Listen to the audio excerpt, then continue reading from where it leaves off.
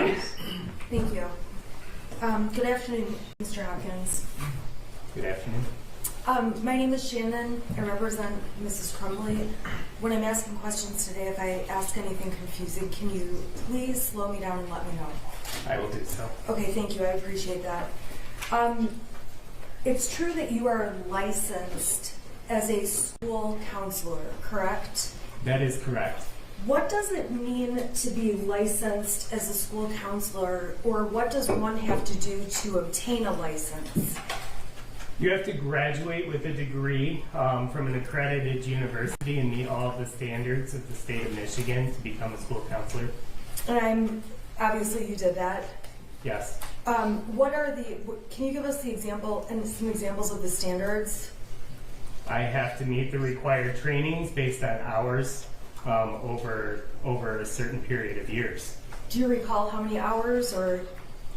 Well, they're broken up into specific categories, but in totality, it's on top of the degree, 150 hours every 5 years.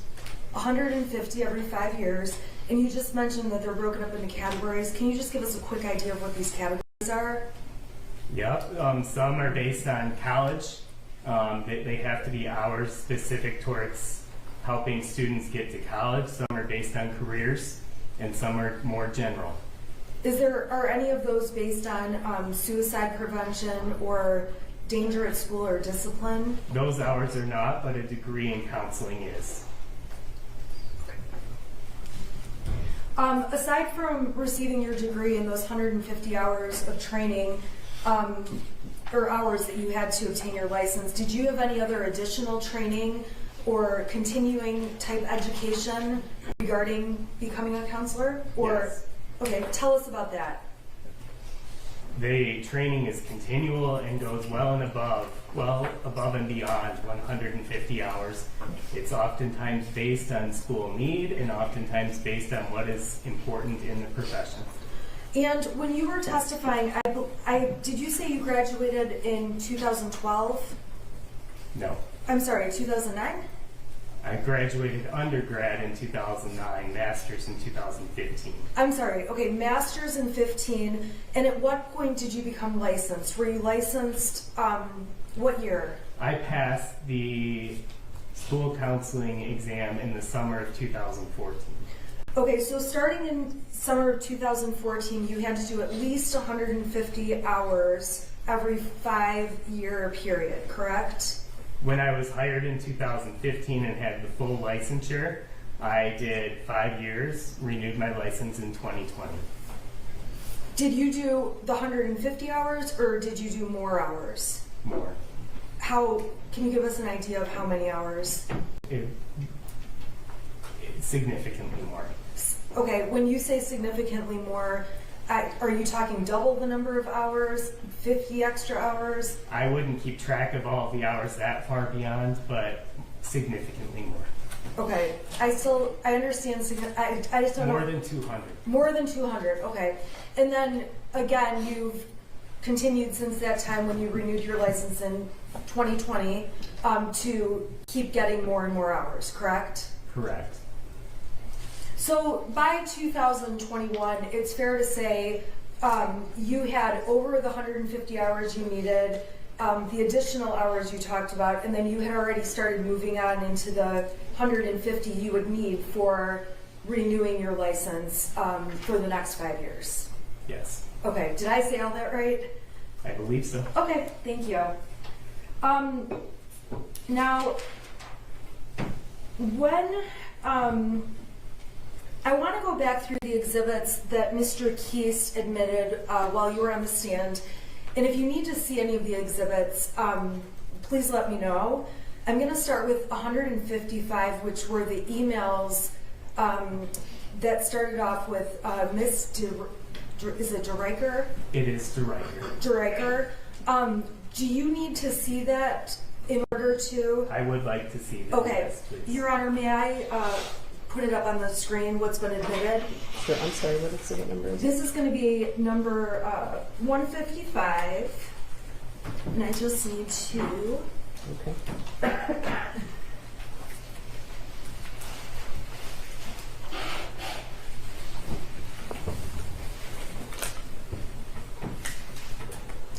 So number 155, do you recall seeing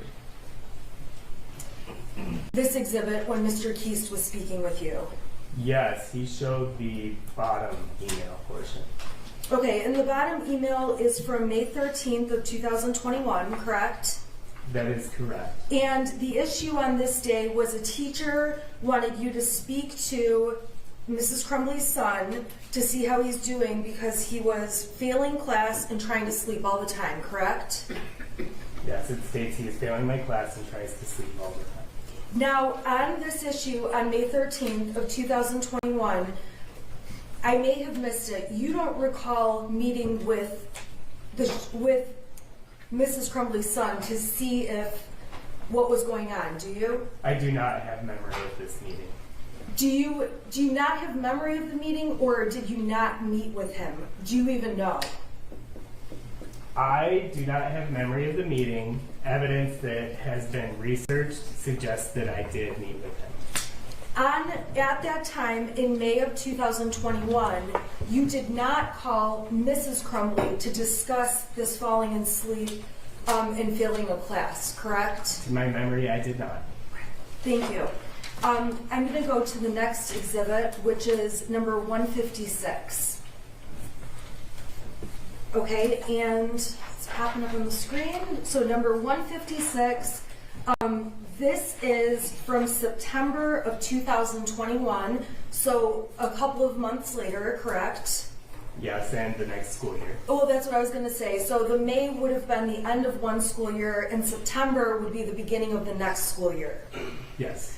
Okay, in September, on September 8th of 2021 specifically, the Spanish teacher asked you to check in with Mrs. Crumbley's son because he had written a poem that said he felt terrible, that his family is a mistake, correct? Yes, that is what she wrote in the email. Now, on this occasion, in September of 2021, did you speak with Mrs. Crumbley's son? No. You did not.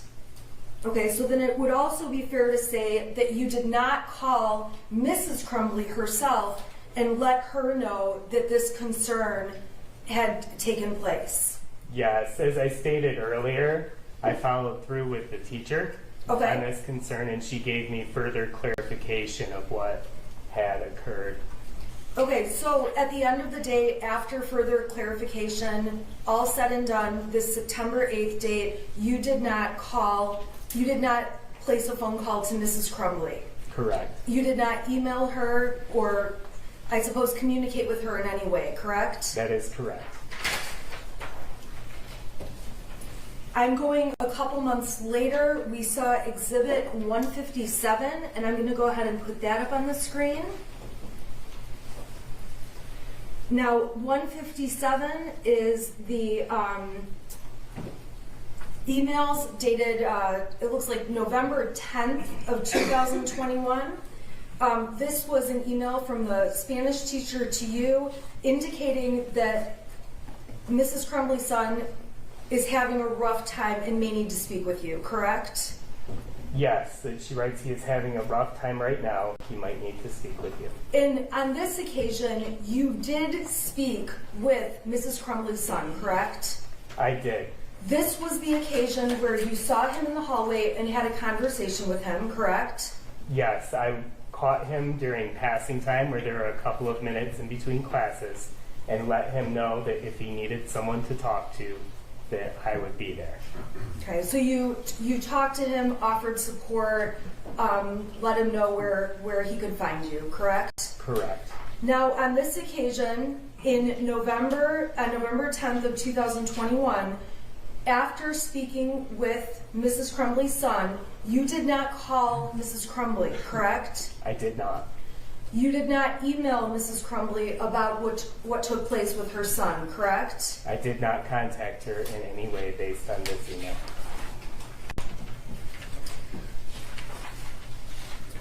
Now I'm going to go to November 29th of 2021. This was admitted as People's Exhibit 158. Yeah, got it up on the screen. And this appears to be an email chain between you and Mrs. Cabina. Is that correct? Yes, she sent me, this is actually just saying that she forwarded the message. This is not the message. I apologize. This message, however, that's forwarded makes you aware that Mrs. Crumbley's son was looking at different bullets in his first hour class, correct? Yes, I do not have that email in front of me right now. So I don't have the exact wording. There it is. I'm sorry, it's page 2, so I just had to scroll down. Thank you. Yeah, so it's alerting our Dean of Students and Ms. Fine that there was a student in first hour who was on his phone looking at different bullets at the end of the hour. Now, on this date, on November 29th, 2021, you did witness Miss Fine leaving a voicemail letting Mrs. Crumbley know what happened, correct? That is correct. I witnessed Ms. Fine calling Ms. Crumbley and then leaving a voicemail regarding a conversation that happened during school. And this jury has already heard the voicemail. We can agree that there is no request by Ms. Fine or the school that Mrs. Crumbley return the call, correct? I don't remember the voicemail because I have not listened to it. It would not be odd to me if there was a request or not a request. Thank you. Now, in that voicemail, I'm sorry, I'm not going to ask you about the voicemail. At the time of this issue of looking up bullets, you and Pamela Fine discussed this issue, correct? What do you mean by discussed? I'm not sure I understand. I'm assuming and asking, did you and Ms. Fine discuss the fact that Mrs. Crumbley's son was looking up bullets? Are you asking in reference before the student arrived? Yes, before or when the student arrived, either. There was not much time between me getting there and the student arriving. The context of the meeting was largely led by Ms. Fine to gain an understanding from the student's perspective of what was going on at the end of the hour. First, to see if he was going to be forthcoming with the truth, and then to see what was actually going on and what his reasons for doing so were. And when you guys spoke with him about the bullets, there was also discussion about other things people may look up on the internet that are not illegal, but just not appropriate during school hours, correct? There was discussion about school appropriate behavior, yes. And overall, Mrs. Crumbley's son was told looking at bullets not appropriate for school, correct? Yes, looking at bullets is not appropriate during school. And beyond that, there was no further disciplinary action taken by the school other than just a notification, phone call, voicemail to Mrs. Crumbley. To my knowledge, but I would not be the one making the disciplinary decisions. As far as you know, though, that was the end of it. That was the end of my involvement in it. Okay. Now I'm going to turn to Exhibit 159. This was admitted when you testified, and this is an email that appears to be between Allison Karpinski and this was sent to you by Ms. Karpinski. Do you recall this email? I do. Now, this email is dated on November 30th, 2021. Yes. Correct? And we agree, November 30th, 2021 is the day that ultimately becomes the shooting, the day of the shooting. Yes. And this email was sent at 8:05 a.m. by the teacher to you. Yes. And specifically mentions that Mrs. Crumbley's son was watching videos on his phone of a guy gunning down people, correct? It says that today he is watching videos of his phone of a guy gunning down people, and to continue, she writes, it looks like a movie scene and not security footage / a real event. Okay, so she represented that it looked like a movie scene. It doesn't look like a real event. Okay, but she mentioned that it's definitely still concerning, correct? Yeah, she says when taking into account some of his other behaviors, that she found it definitely still concerning. Now, when did you become aware that Mrs. Crumbley's son was watching these concerning videos? When I read the email. At 8:05 in the morning? I did not read the email at 8:05. I believe I read it approximately 30 minutes later. Okay, so you would have read this email at approximately 8:30 that morning. Around that time, yes. Now, when you read the email at 8:30 that morning, you did not call Mrs. Crumbley's son down to the office to ask him about these videos, correct? I was on the phone at the time with other parents. So you did not call Mrs. Crumbley's son down to ask him about the videos. That's fair, correct? I did as soon as I was able to. Okay, so there's a time lapse between when you got the email and when you were able to speak with Mrs. Crumbley's son. Yes. Now, when you spoke to Mrs. Crumbley's son, you did not ask him to bring up the videos and let you watch what he was watching, correct? Correct. I asked him what he was watching. And you relied on the information he provided to you about what he was watching. Exactly as I would if I asked him to show me the videos, yes. I'm sorry, I don't understand what that means. I was relying on him to provide the information, which would be the same as if I had asked him to show the videos. Okay, but if you saw the videos, you would know specifically what they look like. You are instead relying on what Mrs. Crumbley's son says was on the videos, correct? Yes, I asked him what they were, and he told me what they were, and I relied on the information he gave me. When he told you what the videos were, the information you relied on, did he tell you where he obtained those videos from? No.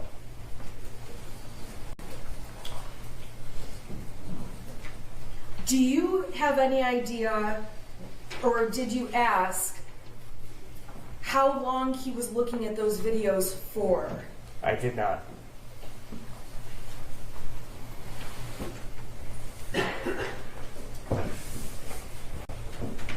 Now, on November 30th, so about an hour after the time period we just discussed, that was when Miss Morgan made you aware of this math paper that we've discussed extensively in this trial, correct? Miss Morgan did not make me aware of the math paper. She made Mr. Ejak aware of the math paper. I apologize. And then was it Mr. Ejak that made you aware of it? Yes. Okay, thank you. And thank you for clearing that up. Now, your testimony, you testified about the math paperwork, your observations, your thoughts about it on a couple of occasions over the last couple of years. Is that a fair statement? Yes. And when you saw the original photograph or the original math paper, we can agree that there is a gun drawn on the math paper. Which one are you referring to as the original? I'm speaking about the one. Let me put it up on the screen. It's within Exhibit 160, and it's the prior to alterations, the math paper. Do you recall seeing this? There you go. Thank you. Yes, I was sent this in an email approximately 30 minutes into our meeting. Okay, now when you saw, did you see the altered math test first, or did you see I called this the original. There's also one, because let's just be clear here. the shooter drew on a math paper, and what we see on the screen is that original drawing and writings. Is that correct? So what you see here is the photograph taken by the math teacher. Of the original paper. As it was when she had it, yes. And then after she had it, the shooter wrote more on the paper, and we ended up with a second math paper that is essentially the original math paper plus some writings on it, correct? Well, it's doctored. Doctored. Okay, right. So I'm going to call this the original, and then I'm going to call the other one with the additional writing the altered version. Is that okay with you? Understood. Okay, for the purpose of questioning. Okay, now I'm going to open up the altered version as well, which was admitted as Exhibit 123. Okay? So it's fair to say that you are familiar both with the original math paper and with the altered one, correct? I was able to look at both of them over the course of our meeting, correct. And when you look at both papers, it's very clear that Mrs. Crumbley's son drew a picture depicting a gun, correct? Yes, and the one especially that has no scribbles over it, I would not say that without context that it would be very clear on the altered one that that is a gun. Without context of the original. Okay, I agree with you. So you're saying that the first photo on the left of the screen, it's clearly a gun, but when he altered the drawing, he crossed it off so much you might not know that had been a gun drawn there. Correct. Okay, when you saw the gun drawn on the sheet, seeing that gun, even just seeing the gun, that was not enough to make you believe that Mrs. Crumbley's son posed a risk to himself or other students, correct? I wasn't sure whether he posed a risk to himself, so that is why I called in the parents. Okay. I was concerned, and I wouldn't call in parents unless I was concerned. Okay, so you called the parents in because you were concerned, but we can agree that seeing the drawings, just the drawings alone, were not enough for you to conclude there is something dangerous to other people. When I take that in context, that is only a piece of the information I had. I also was looking at his demeanor throughout it. I also was asking questions to him, asking if he was a threat to himself or others, and taking his response of sadness, which is not a common threatening response. Okay, and it's in all fairness, and you've had lots of training on this, correct? I have had training on this. So you've been trained, you've been formally trained on how to assess this kind of information and how to deal with it, correct? Correct, and the number one way that I would be dealing with it would be to entrust the care to parents. To entrust the parents with the care of their child. Correct. Okay, so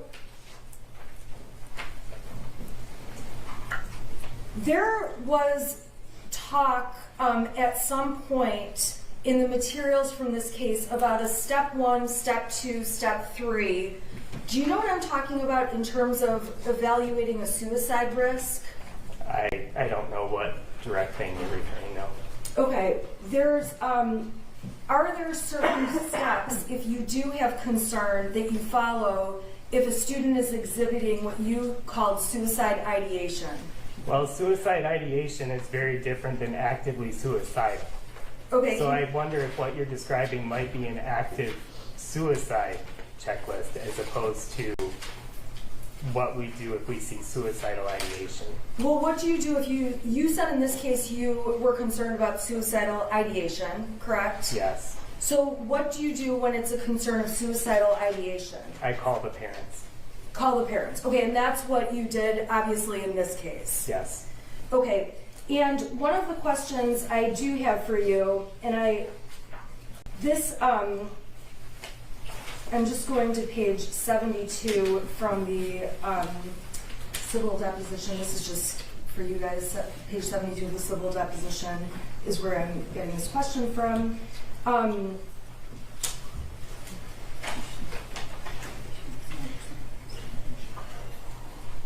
A drawing of somebody who is shooting a gun is just a drawing. That is something you've said before, correct? I do not remember. If there's not another person in the drawing, that's of significance to you when you see a picture of a gun, correct? Are you referencing in regards to the math assignment? Yes. In the math assignment, if I see multiple people, I do have a different level of concern. Okay, so explain for us then what, and I don't know why that clicked off, but it's going to pop back up. So explain to us what you mean by when you see another person or you don't see another person. Tell us what you see up here and how things would change if there were multiple people. Well, I see one body. If I see somebody holding the gun in one body, my response is completely different. Okay, so, and have you had training about looking at drawings by students and being able to take them into account when you're assessing situations? I've had training in how to assess situations. I would not say I've had training in students' drawings. Okay, but your conclusion was that because there's not a second person, seeing a gun on these pages in and of itself alone would not be enough to cause you concern. Again, you're taking a very small piece of that. That is just a piece of what I saw in totality. Okay, so you were asked before, you didn't see anything that suggested that there was a gun in the hand on this drawing, and your answer was no, correct? In regards to this drawing, Yes. I do not see a gun in someone's hand on this drawing. Okay, you were asked, that's a pretty important thing for you to know or not. Do you agree? Your answer was a drawing of somebody who is shooting a gun. Still, there's not another person. It's just a drawing. Do you recall testifying that way when you were previously asked about this drawing? That was not in regards to this drawing. It's fair to say that, which drawing was it in regards to then? Not this one. So you testified at a deposition on September 14th of 2022, correct?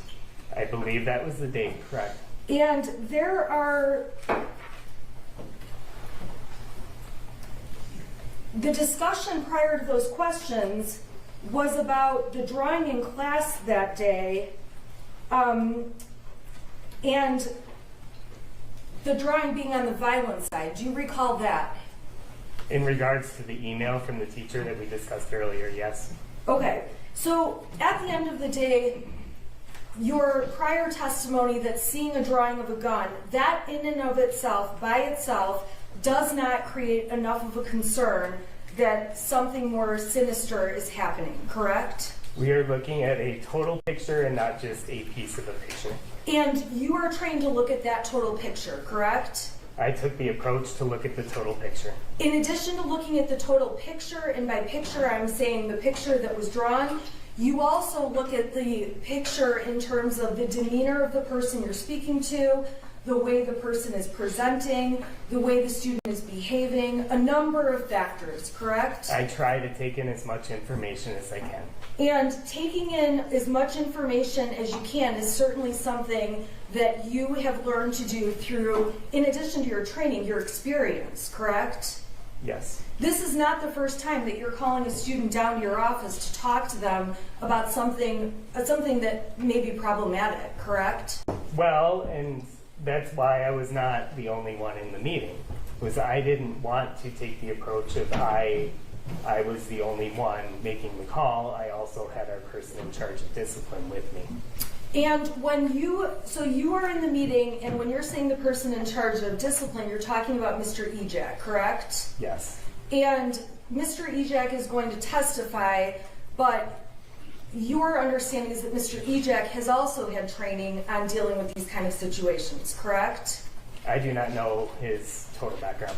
You would assume that as the assistant dean of school of the school, I'm just he's had object to the training. question of this witness. Mr. Ejak will testify. It's appropriate for him. I'll withdraw the question, Your Honor. Yeah, he can answer that, Mr. Ejak. Now, when you asked Mrs. Crumbley's son about the videos he was watching, he indicated to you that he wanted to be a video game designer, correct? He did. And he actually had a detailed conversation with you about an opportunity that Oxford has for students to get training to become video game designers, correct? I showed him a program through Oakland Schools that could lead him into that area. Okay, so you and Mrs. Crumbley's son had a conversation about if he was interested in pursuing a video game designer career.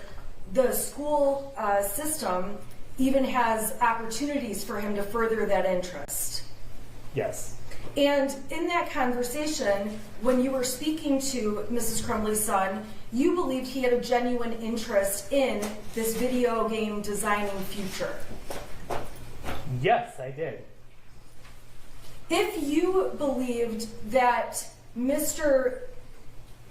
Crumbley's son did not have a genuine interest in becoming a designer, or that he really was drawing pictures with a plan to hurt people, you would have certainly taken different actions, correct? If I believed that he was a threat to people, I would have taken different actions.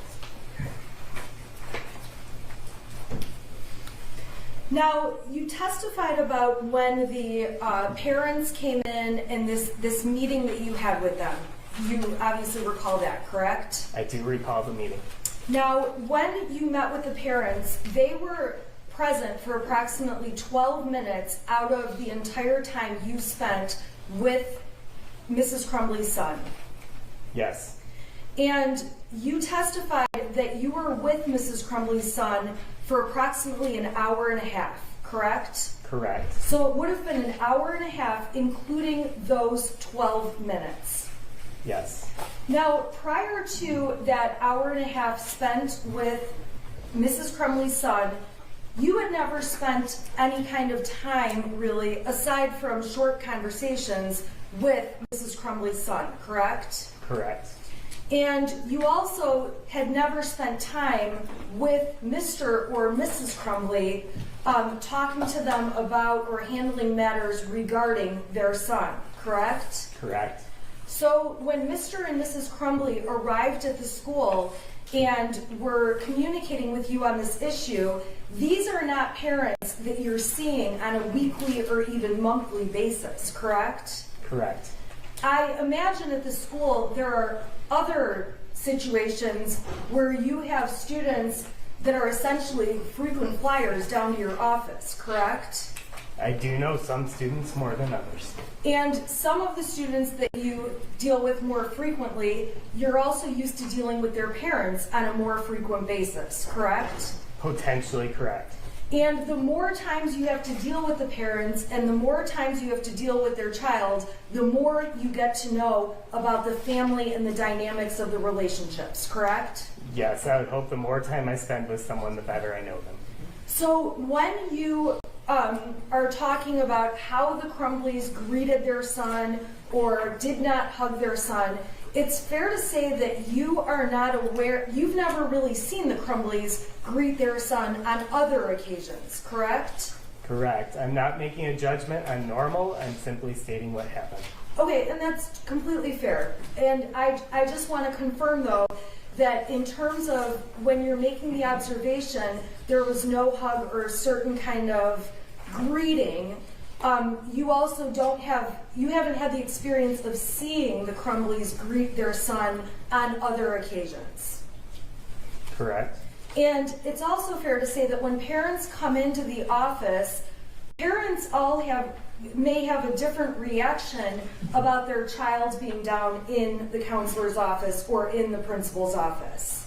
Correct? Well, first I would say those are two very different places. Okay. But no, you don't expect all parents to respond in the same way. You get parents who are angry at their child as they're walking in the door, right? Rarely. Some people are coming in and have more of an anxious look. They could. Some parents may come in and just seem like this is no big deal. Again, all parents could respond differently. Okay, so there's any number of responses, and in the end, and if your training says any different, let me know. There is no right answer about specifically how a parent should respond to going to a school counselor's office or going to a school principal's office. Yes, again, I stated I'm not making a judgment, I'm simply stating what happened. Thank you.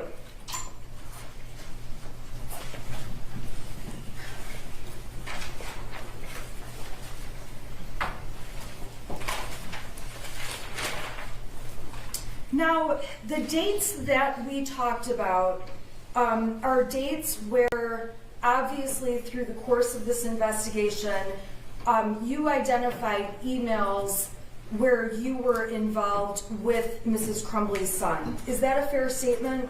I'm not sure what your question is. Did you provide the emails that we talked about and that were admitted as exhibits? Did I provide them? The Oakland County Sheriff's Department had full access to my email. Okay, did you at any point go through your emails to take a look at any emails related to Mrs. Crumbley's son? On the night of the shooting, I did, with a police officer, go through and search for anything I could think of from that day and print and hand them to him. Okay, and then ultimately, any of these other emails we've seen were discovered by law enforcement. Yes, there's been a full cooperation with that. Okay, and I'm not trying to allege you haven't been cooperative. I'm just asking that those emails, obviously, I imagine all your emails are stored on some kind of a system. Would that be? Not my area. Not mine either. This jury learned about my technology abilities on Friday. I want to just turn your attention to a couple of dates. On March 8th and March 9th of 2021, you didn't have any experiences with Mrs. Crumbley's son related to needing counseling or being called down to the principal's office, correct? I don't remember any. Okay. On March 16th, which was a Tuesday, March 17th, Wednesday, 18th, or 19th, you don't have any incidents on those dates with regard to Mrs. Crumbley's son either. I don't remember any. Okay? If there had been incidents involving Mrs. Crumbley's son on these specific dates, would you assume they would have been included in the emails of all the other dates that were included about? If there were emails of them, they would have been included. Okay, so we don't have any emails of March 16th, 17th, 18th, or 19th, correct? To my knowledge, no. We didn't see any emails or concerns that arose from, well, this is a Saturday, so probably not likely, Saturday, March 20th, correct? I don't know of any. Sunday, April 4th? I don't know of any. Not even the next day, Monday, April 5th? I don't know of any other meetings aside from the emails that have already been presented. Okay, so then in all fairness, when I'm April 29th and November 4th, same thing, you don't have any awareness of any of these days? I don't know of anything specific towards those days. Okay.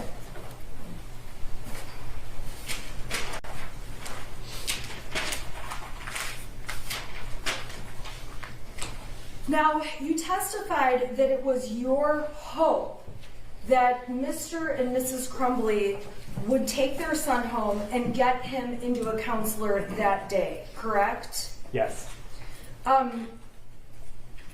when you had that hope, you gave them a list of counselors to suggest they call, and noting which ones took various insurance programs, correct? Yes, I provided a list of resources. Now, in terms of getting a counseling appointment within one day, you don't have any knowledge if those counselors on that list could guarantee a same-day appointment, correct? I don't know counselor schedules, and I can't speculate on what they would have had. Is it fair to say that in the post-COVID time of 2021, mental health services have become more difficult to obtain appointments? And if you don't know and you're not the right person to ask, just let me know. I don't work in community mental health, so I can't make that statement. Have you personally had to call to schedule therapy type appointments for anyone? I experienced a shooting. I called to cancel to get therapy for myself. Okay, and when you called to get therapy for yourself, it was obviously a very, very urgent situation. I mean, it was a pretty impactful situation, yes. Okay, and did you end up seeing a counselor on the 30th? No, I was cooperating with law enforcement and still in our building on the 30th. Okay, so your appointment was sometime after the 30th, correct? It was after the 30th. And sometimes when you call to get a counseling appointment, it's not unusual to have to wait a couple of days or to schedule it, correct? I think we're getting a little hypothetical with this, and I can't speculate on what's usual or not for counselors in this area. That's fair enough. I appreciate that.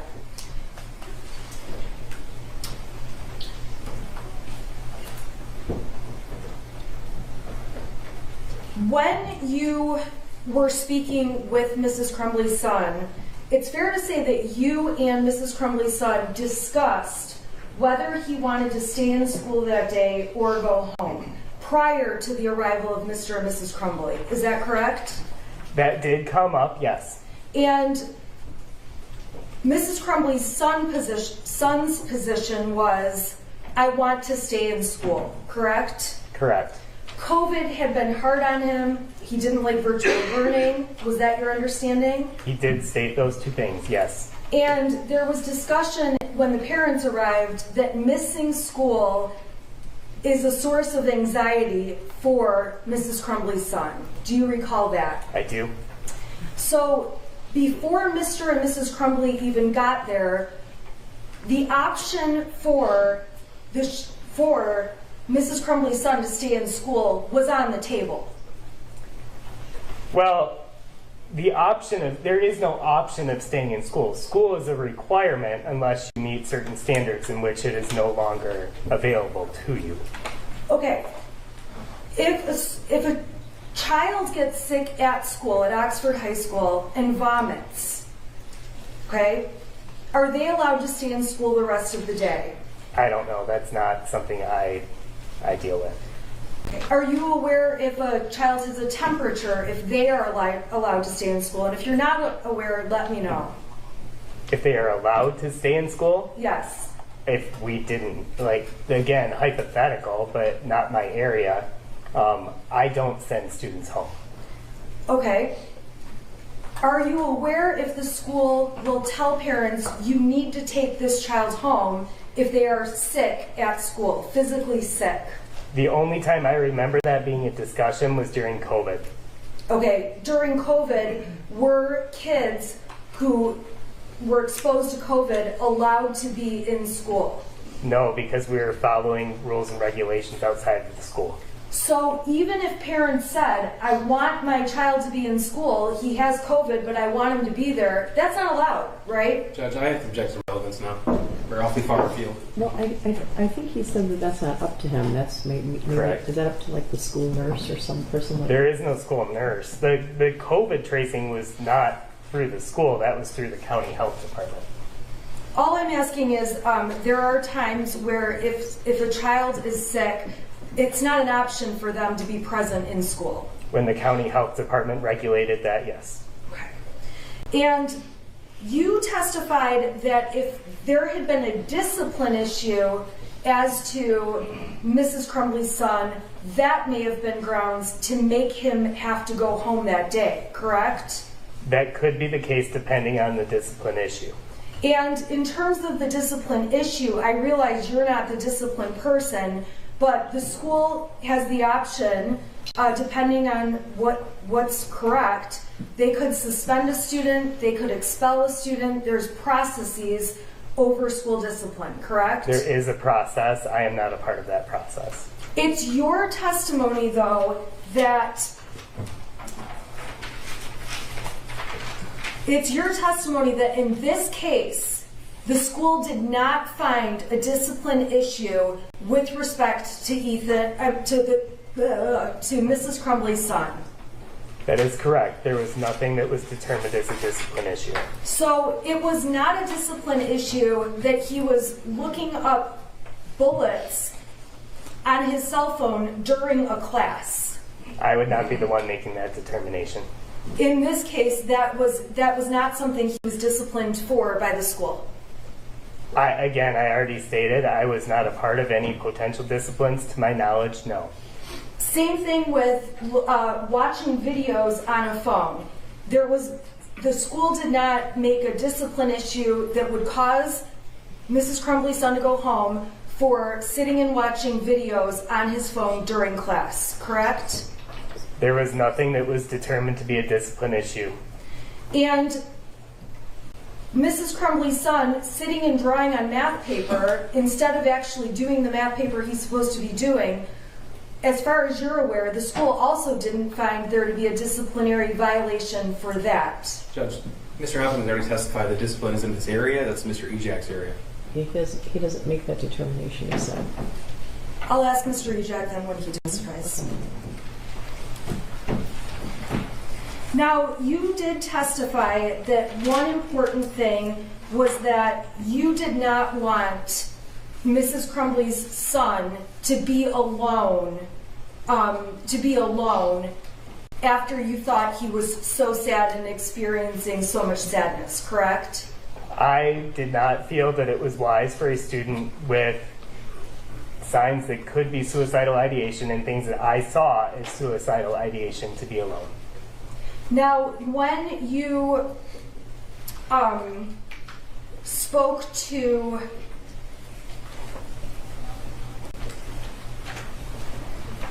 Mrs. Crumbley's son, he also wanted to be around other peers that afternoon. He stated that he wanted to be in school. I don't remember him specifically stating anything about other peers. Do you recall telling Mr. and Mrs. Crumbley that it would be good for him to be around other peers versus being alone? I don't remember specifically stating that to them. Is that something that you believe, and if you can't answer the question, just please let me know.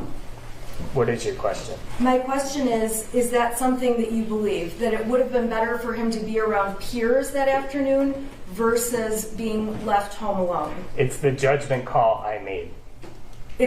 I'm sorry, what was that? That is the judgment call I made, was that I felt it was better for him to be around peers and people who are his age than to be home alone.